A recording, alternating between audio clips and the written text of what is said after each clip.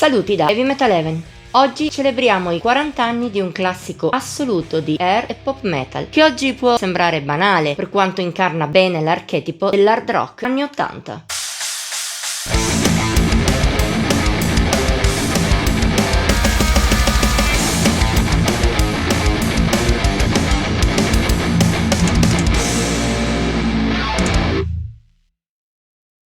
L'air metal, o glam se così si preferisce chiamarlo, è un genere paradossale.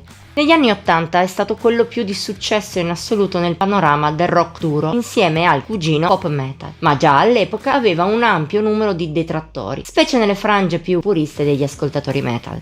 Le accuse che gli venivano mosse, e gli vengono mosse ancora oggi, sono di essere stato solo un fenomeno commerciale, portato avanti da band tutte uguali tra loro, con poco da dire. Ci sarebbe anche il vergognoso atteggiamento omofobo nei confronti dell'aspetto androgino dei musicisti, ma stendiamo un pietoso velo. Chi lo conosce in maniera almeno un po' approfondita sa che l'air metal è stato molto di più. Parliamo di un movimento vivido in cui c'era effettivamente una spinta verso il pop, ma anche tanta vitalità, tanta inventiva, persino una tendenza all'evoluzione.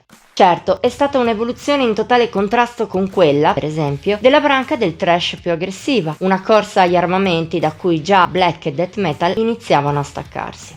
L'air invece è andato nella direzione opposta, verso un eccesso colorato, accessibile, ruffiano, pericoloso solo in un modo rassicurante all'acqua di rose. Un eccesso che ancora oggi, per chi ama il genere, è parte integrante del suo fascino e che già all'epoca ha fatto la fortuna di tante band. Da chi ha iniziato a portare in ambito duro il glam rock come i Motley Crue, White Riot e Ratt, fino a gruppi più tardi come Slaughter e Warrant, tutti sono riusciti a trovare un equilibrio tra la commercialità e la qualità musicale. Tuttavia il gruppo che meglio è riuscito a dare all'air metal quel tocco in più di esuberanza e creatività senza uscire dai suoi confini, come hanno fatto per esempio i Cinderella negli sviluppi blues della loro carriera, sono stati i Poison. Da un lato non sono di certo il gruppo più seminale o innovativo del movimento. Per dirne una, quando si sono formati in Pennsylvania nel 1983 col nome di Paris, i Motley Crue avevano già esordito e avrebbero presto pubblicato Shout of the Devil.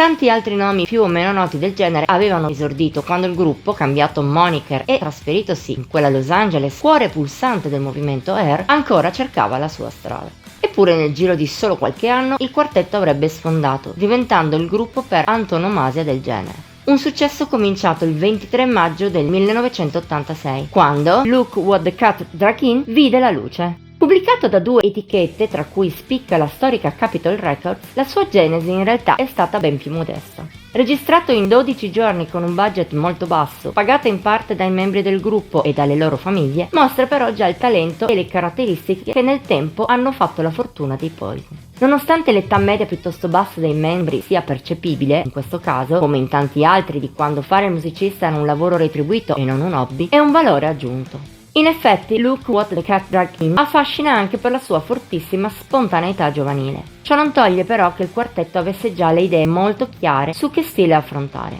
Ascoltato oggi può sembrare quasi banale, ma è solo perché il gruppo della Pennsylvania, già soltanto con queste 10 tracce, ha stabilito una volta per tutte lo standard stilistico del genere. Ovviamente le influenze di gruppi come Motley Crue, Ratt e simili sono ben udibili all'interno del disco. Tuttavia, i Poison li hanno ripresi in una chiave ancora più festosa e patinata, che si avvicina ancora di più al pop, con una sensibilità molto forte verso melodie a presa rapida e un animo teso all'estremo verso il glam. Al tempo stesso, però, il gruppo riesce a non scivolare nel moscio, merito di un'influenza rock classico e persino punk, ammodernata agli anni 80 ma ancora ben distinguibili, nonché ad alcuni rinforzi più duri dal metal propriamente detto. Insieme a molti altri elementi validi, su tutti la capacità di CC Devil, tutto fuorché un chitarrista scarso, e i tanti cori che sostengono la voce di Bret Michaels, conferiscono a Look What the Cat Dragged In una sua personalità.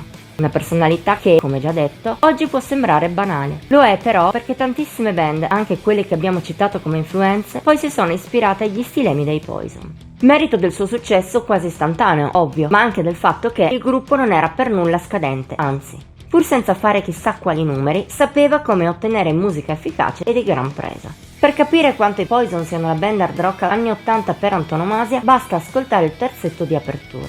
L'iniziale Cry Tough mescola chitarre pulite e riff distorti, melodie ammiccanti di stampo glam e una smaccata attitudine pop, in un gioiellino apprezzabile per melodia e rilassatezza. I Won't Forget You è invece la ballad rock più tipica di quel decennio, dolce e romantica, forse anche un pelo menenza, ma non per questo meno cantabile o godibile. La parte del leone la fa però I Want Action. Nel 2023 l'abbiamo eletta canzone più catchy dell'hard rock anni 80 nell'apposita top 10 e ancora oggi pensiamo sia stata una scelta giusta. Il ritornello con cui la traccia si apre è qualcosa di così catturante a presa rapida che già alla seconda ripetizione puoi cantarlo avendolo memorizzato dalla prima. Ma il resto non è da meno. Segue la falsariga dei chorus con la sua attitudine scanzonata e roccheggiante, tanto semplice quanto clamorosa. È il picco assoluto di un disco che però ne ha un paio di altri in serbo, come la title track. Più pesante della media nelle strofe, leziose ma dirette, crea il giusto filo di tensione che poi si scioglie in chorus ancora da puro air metal, ammiccante quanto catchy. Tutti i fattori presenti anche nella sezione centrale, un altro momento topico che la rendono non solo grandiosa, ma un vero archetipo dell'air metal più in equilibrio tra potenza e spinta pop. Impossibile poi non citare la closer track Let Me Go to the Show, che mostra tutta la spontaneità giovanile dei Poison. Canzone che non è sbagliato definire adolescenziale, ha però una carica travolgente col suo rock tra glam, melodia, ma anche energia e dinamismo, in un complesso che coinvolge benissimo nei suoi 3 minuti scarsi. Tuttavia il bello di Look What the Cat Dragged In non si ferma a questo trio. Per esempio, Want Some Need Some sembra un po' sottotono, ma poi esplode con chorus ancora una volta ricordabilissimi che la fanno spiccare molto.